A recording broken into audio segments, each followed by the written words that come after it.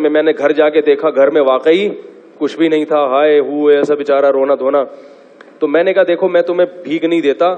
اس نے کہا میں ہوں بھی خاندانی آدمی, مجھے بھیک کے پیسے, یہ خاندانی کا لفظ میں نے وہاں سے بہت زیادہ سیکھا ہے. کہہ رہے ہم خاندانی لوگ ہیں, ہم بھیک.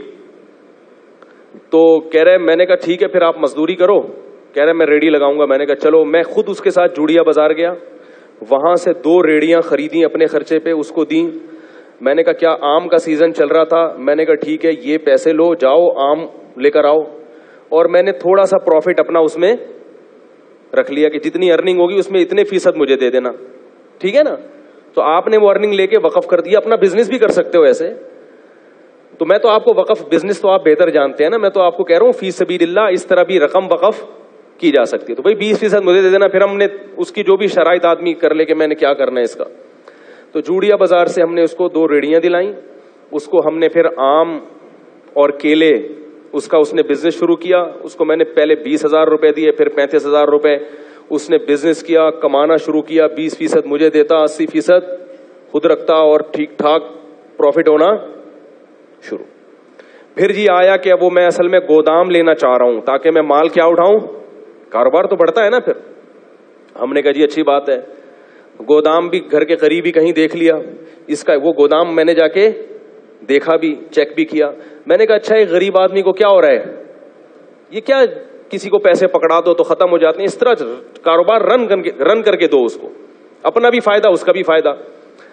اپنا پروفٹ تھوڑا رکھو تاکہ ایسا نہ ہو کہ وہ بیچارہ جب زیادہ بڑھ جائے کاروبار پھر آپ پروفٹ کا ریشو بڑھا بھی سکتے, لیکن وقف میں نہیں بڑھا سکتے. ہم نے جناب اس کو پورا گودام بھی لے کے دے دیا. اس نے وہ کیلے لا کے, کچے کیلے ہوتے تھے اس میں وہ کیمیکل لگتا ہے نا, اس سے پکتے ہیں, وہ پک بھی رہے ہیں. اور جناب بزنس ٹائٹ.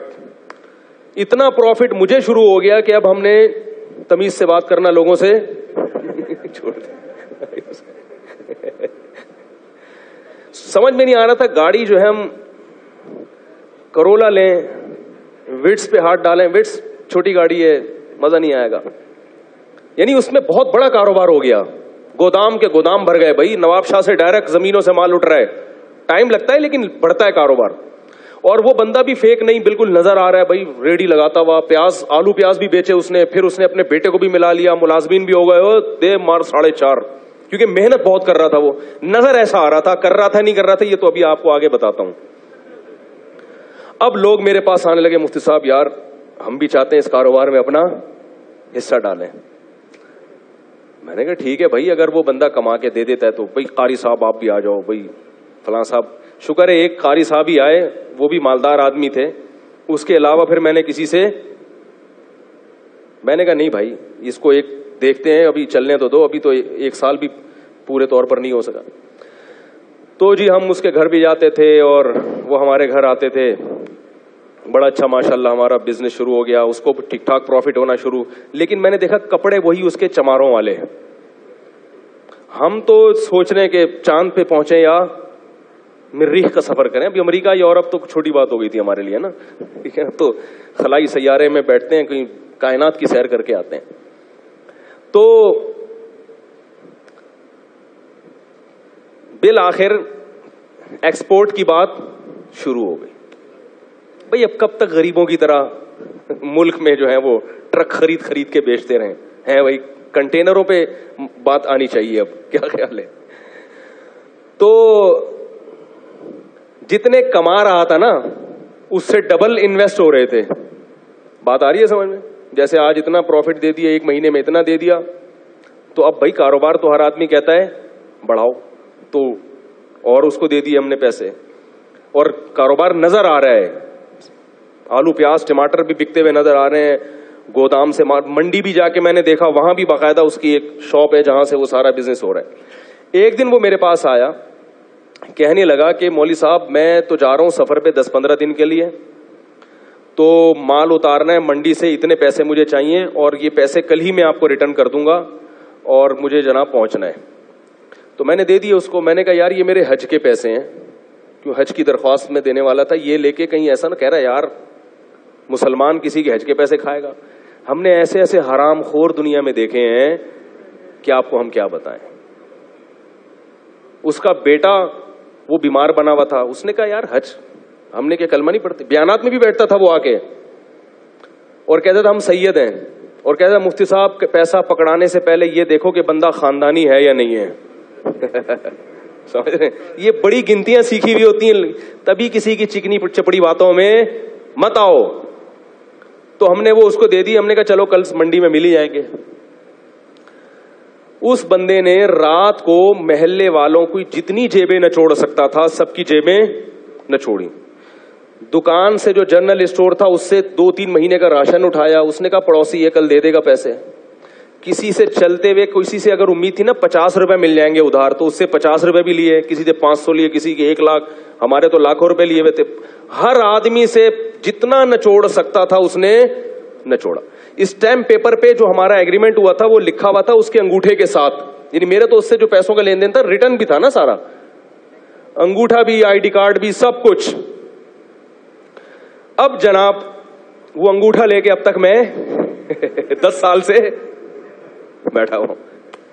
وہ انگوٹھے کا کیا کریں گے بھائی, کیا خیال ہے؟ انگوٹھے سے کچھ ہوتا ہے؟ خیر جی, ہم اگلے دن جب پہنچے تو کوئی بندہ ہی نہیں تھا. پتا چلا کہ راتوں رات گودام بھی اس نے اس کا بھی سودا کیا ہے, گودام والے کا 3-4 مہینے کا کرایہ بھی ہضم کیا, اور جتنا مال گودام میں پڑا تھا پہلے سے اس نے کوئی اس کا سودا کیا ہوا تھا کہ بھئی اس کا پروگرام تھا اس دن بھاگنے کا. وہ راتوں رات اس نے سارا مال سستے داموں بیچا. وہ پیسے الگ, ہمارے پیسے الگ, جو ہمارا پروفٹ تھا وہ الگ, حج کے پیسے الگ. اور محلے والوں میں کسی سے 500 لے سکا, 50 لے سکا, 10 روپے مل سکے, جنرل اسٹور والے سے پیسے لے کے 12 سال ہو گئے میرے بھائی, 10 سال ہو گئے, صرف انگوٹھا ہے اس کا میرے پاس. 10 سال کے بعد میں نے کرنا سوچا کہ اس انگوٹھوں کو دیکھ کے کیا آدمی حسرت کرے اس انگوٹھے کو بھی, کیونکہ کچھ بھی نہیں ہو سکتا, کچھ بھی نہیں ہو سکتا. کراچی اتنا بڑا ہے کہ وہ غائب. پھر پتا چلا کہ محترم کا بزنس ہی یہی ہے, یہ غریبوں والے کپڑے پہنتے ہیں, گھر میں کوئی بھی چیز نہیں رکھتے. کچھ ادھار غریب بچے لیے ہوئے ہیں اس نے رینٹ پہ, ٹھیک ہے نا, غریبوں سے 2-4 بچے ادھار لے کے رکھ دو بھائی, کوئی آئے گا تو منہ دکھانے کے کہ یہ میرے بچے ہیں. اس طرح کا پتہ نہیں ہو سکتا ہے اپنے ہی بچے ہوں, واللہ عالم.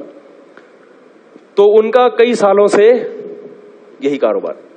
کیا ہوا کہ ہم نے اس کو تلاش کیا, نہیں ملا, غائب ہو گیا. ہم نے کہا چلو بھائی جو چیز قسمت میں نہیں تھی وہ. ایک دن ایک سبزی منڈی سے ایک پٹھان آیا باجوڑ کا, مجھ سے ملنے کے لیے, بڑا لمبا تڑنگا. کہنے لگا وہ بندہ تھا اس نے آپ کے پیسے لے کے بھاگا. میں نے کہا ہاں. کہہ رہے میں منڈی میں کئی سال سے کاروبار کر رہا ہوں, آج تک مجھے کسی نے چونا نہیں لگایا. پوری کہہ رہے میں اتنا ہوشیار آدمی ہوں کہ مجھے چونا لگانا آسان نہیں ہے. کہہ رہے کہ یہ آدمی مجھ سے کئی لاکھ روپے لے کے. میں نے کہا پھر کیا؟ کہہ رہے میں مفتی صاحب آپ کو یہ بتانے کے لیے آیا ہوں کہ اللہ کی قسم مجھے پیسہ نہیں چاہیے. کہہ رہے میں نے قسم اٹھائی ہے, میں نے بندوق خریدی ہے کہ یہ مجھے اگر مل گیا, اس کے سر میں اگر میں نے 7 گولیاں نہیں اتاری تو میری بیوی کو 7 طلاقیں. میں نے کہا کیا کر رہا ہے بھائی؟ کہہ رہے نہیں مجھے پیسوں کا غم نہیں ہے, پوری زندگی مجھے کسی نے چونا. تو میں نے کہا جب اتنے بڑے فنڈر کو چونا لگ گیا تو بھائی ہم تو اس فیلڈ کے ہیں ہی نہیں. تو اس نے بندوق, اس نے کہا کہ مجھے بس یہ بتاؤ ہے کہاں, مجھے پیسے نہیں چاہیے. کہہ رہے میں نے اس کے سر میں کتنی گولیاں اتارنی ہیں, نہیں اتاری تو میری بیوی کو طلاق ہے. تو اس لیے یہ جو ریڑی ویڑی کا میں کہہ رہا ہوں نا, وقف کریں, کسی غریب کو ریڑی لے کے دے دیں تو وہ غریب ہو. بہت, میں یہ نہیں کہہ رہا کہ سارے فراڈی ہی ہوتے ہیں, لیکن واقعی دیکھیں اس فیلڈ میں فراڈیوں کا ریشو بولو بھائی زیادہ ہے. ویڈیو کے نیچے